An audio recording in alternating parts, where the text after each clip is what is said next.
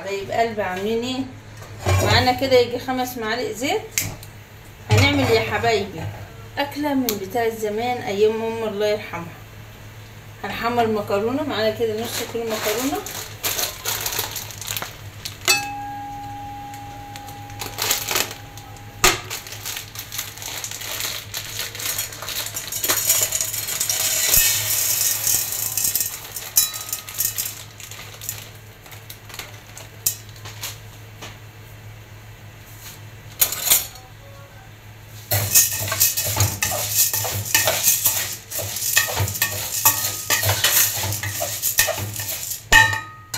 الاكله دي يا حبايبي نحمر مكرونه ومعانا رز هنغسله ونحط عليها، وهنعمل صلصه قرب بصلايه ونحط طماطم وكمون وملح.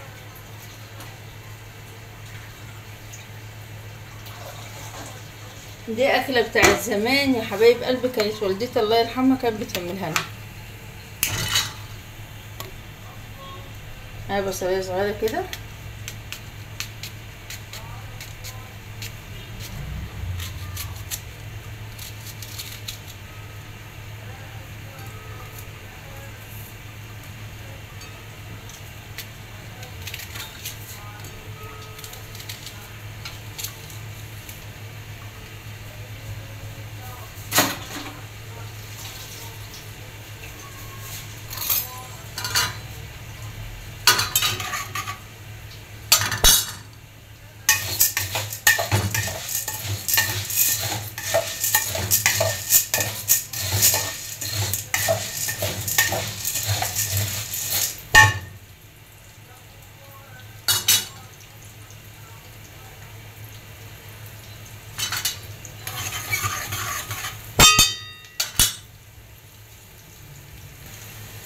البصلايه هي يا حبايب قلبي.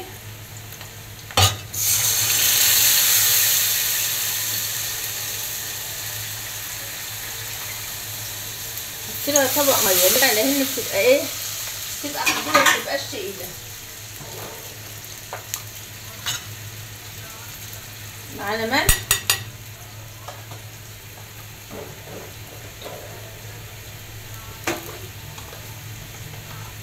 وكمون. تغلي بالجنب بقى ونطفي عليه. هنا المكرونه اهي داخله على التحمير عشان نضيف لها الرز.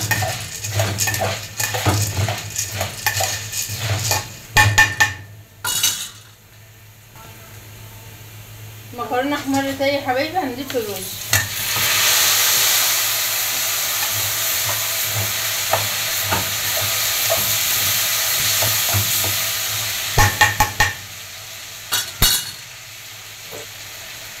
ملح وكمون.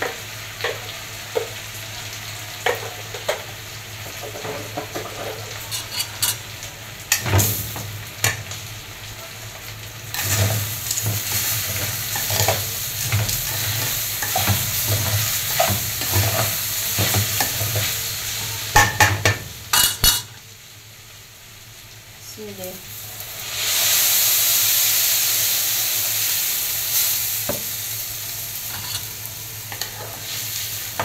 والله يا حبايبي ما في احلى من اكلات زمان.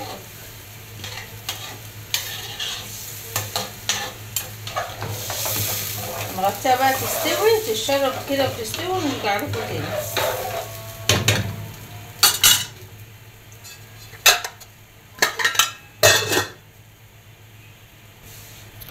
القوطه اهي يا حبايبي غليت، لازم تبقى خفيفه كده زي بتاعت الكشري. نطفي عليها ونغطيها ولما نخلص الكشري ولما نخلص المكرونه بالرز. معلش. ودي طريقتنا يا حبايب قلبي، ويا ريت تعجبكم. بالهنا والشفا، والسلام عليكم ورحمه الله وبركاته.